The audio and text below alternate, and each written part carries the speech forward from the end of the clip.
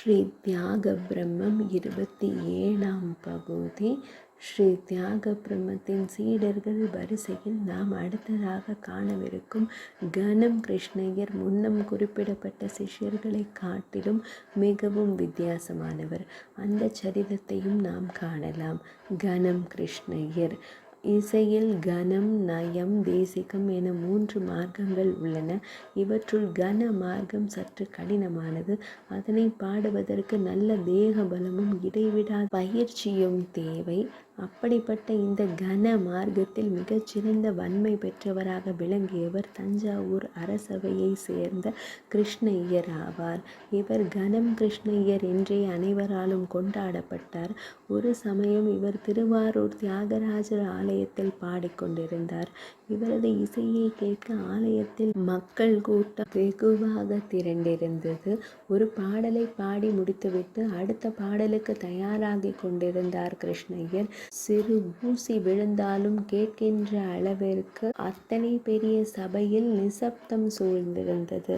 அப்பொழுது அவ்வழியே ஸ்ரீ தியாக பிரம்மம் தெரதீயகராதா திரை விலகாதோ என்று தாம் முன்பு திருமலை ஏழுமலை அப்பனின் மீது பாடிய பாடலை பாடியவாறே உஞ்ச விருத்திக்கு எழுந்தருளினார்.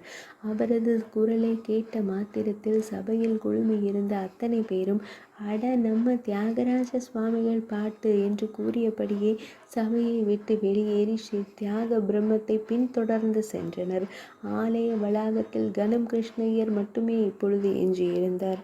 அவருக்கு பெருத்த அவமானமாகிவிட அன்றிரவெல்லாம் உறக்கமும் பிடிக்காமல் பெரும் மன உளைச்சலுக்கு அவர் ஆளானார். அடுத்த நாள் காலை தம்மை சற்று சுதாரித்து கொண்டு நேரே ஸ்ரீ தியாக பிரம்மத்தின் இல்லத்திற்கு சென்றார் கிருஷ்ணய்யர். அவர் சென்ற சமயம் ஸ்ரீ தியாக பிரம்மம் ஸ்ரீ சீதாராமர் திருவாராதனைகளை முடித்து கொண்டு விட்டு இல்ல வாசலில் வந்து நின்றார். கோபத்தோடு வருகின்ற கிருஷ்ணய்யரை ஸ்ரீ தியாக பிரம்மம் மிகுந்த அன்போடு வரவேற்றார். ஆனால் அதை கண்டுகொள்ளாமல் கிருஷ்ணய்யர் ஸ்ரீ தியாக பிரம்மத்தின் மீது எரிந்து விழுந்தார். சொல்லும், உமது பாட்டில் அப்படி என்னதான் இருக்கிறது? என் கனத்தின் முன் உமது கானம் பெரிதானது எப்படி என்று சிடுசிடுத்த முகத்துடன் சுவாமிகளை வினவினார் கிருஷ்ணய்யர். ஸ்ரீ தியாக பிரம்மம் லேசாக புன்னகைத்தார். சுவாமி, உமது கனம் சபைக்கானது, எனது கானம் ராமனுக்கானது. இந்த வித்தியாசமே நமது பாடல்களில் எதிரொலிக்கின்றது. ஸ்ரீ தியாக பிரம்மத்தின் இந்த விடையானது ஸ்ரீ கிருஷ்ணய்யரின் அகந்தையை அடியோடு நீக்கியது. சட்டென்று இருகரம் கூப்பி தழுதழுக்க, சுவாமி, அடியேனது விழியை திறந்து விட்டீர்கள். இனி எந்த அரச பதவியும் எனக்கு தேவையில்லை. தமது பாதமே எனக்கு போதும்.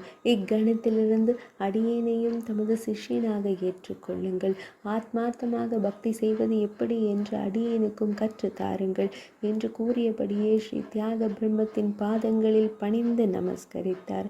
அன்றிலிருந்து ஸ்ரீ தியாகராஜ சுவாமிகளின் சிஷ்ய கோஷ்டிகளின் எண்ணிக்கையில் ஒன்று அதிகரித்தது. இன்று இந்த கனம் கிருஷ்ணய்யர் வழிவந்தவர்கள் பாடுவதே கனம் கிருஷ்ணய்யர் பாணி என்று அறியப்படுகிறது. மிகவும் கம்பீரமாக அழுத்தம் திருத்தமாக பாடுவதே இந்த பாணியின் தனிச்சிறப்பாகும்.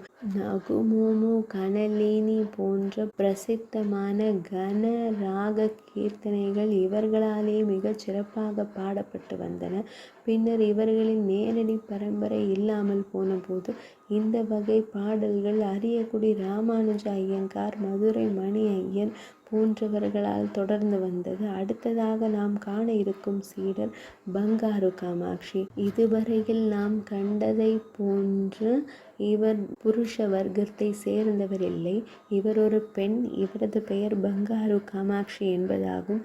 தஞ்சாவூர் பெரிய கோவிலின் தேவதாசியான இவர் தனது அழகிற்கும் ஆடலுக்கும் பெயர் போனவராக திகழ்ந்தார். அதனால் இவர் புகழ் அந்த பிரதேசம் முழுவதும் பரவி இருந்தது. ஆனாலும் இவர் மனதளவில் நிம்மதி இல்லாமல் தவித்து வந்தார். ஒரு நாள் ஸ்ரீ தியாக பிரம்மம் தஞ்சாவூருக்கு வருகை தந்திருந்தார். கையில் வாத்தியத்துடன் அரை கண்களை மூடியபடி, ஸ்ரீ ராமபாதமா நீ கிருபசாலுனே, ஸ்ரீராமனின் திருவடியே உனது கிருபை போதுமே என்று பாடியவாறே ஸ்ரீ தியாக பிரம்மம் வீதியிலே சென்று கொண்டிருந்தார். எதிரே பேரழகு பெட்டகமாய் தம் எதிரில் வந்து கொண்டிருந்த பங்காரு காமாட்சியை அவர் ஏறெடுத்தும் காணாமல் தம் வழியே வெளியே சென்று கொண்டிருந்தார். இது தேவதாசியான காமாட்சிக்கு பெரிய ஆச்சரியமாக இருந்தது. தன் எதிரே வருவது ஆணாகட்டும் பெண்ணாகட்டும் தன்னை வைத்த கண் வாங்காமல் பார்ப்பதையே கண்டு பழகிவிட்ட அவள் ஸ்ரீ தியாக பிரம்மத்தின் இந்த செயலில் வியப்படைந்ததும் சகஜமே. அதனால் யார் இவர், என்னை கூட கண்டுகொள்ளாமல் செல்வது என்ற கேள்விக்குறியோடு தற்பொழுது காமாட்சி தியாகராஜ சுவாமிகள் மீது தனது விழிகளை பதித்தாள். முதலில் விழிகளை மட்டுமே பதித்தவள் பின்னர் தனது செவிகளை அவரது கானத்தில் பதித்தாள். சுவாமிகளோ அமிர்தவாகினி ராகத்தால் பகவான் ஸ்ரீ ராமபிரானை அபிஷேகம் செய்து கொண்டிருந்தார். சித்தானிக்கு ராவே என் உள்ளத்துள் வாராய் என்று ஸ்ரீ ராமச்சந்திரமூர்த்திக்கு அழைப்பு விடுத்தவாறு அவனது பேரழகிலே மனம் ஒன்றே கிடந்தவருக்கு வேறு ஒன்றில் மனம் லைக்குமா என்ன? பாடல் வரிகளும் அதன் பொருளும் அந்த தேவகானமும் பாவமும் காமாட்சியை நெகிழ வைத்தன. இதுவரையிலும் அவளது வாழ்நாளிலேயே அனுபவித்திராத ஒரு தெய்வீக உணர்வு அவளை இச்சமயம் ஆட்கொண்டது. 27ஆம் பகுதி இனிதே நிறைவடைந்தது.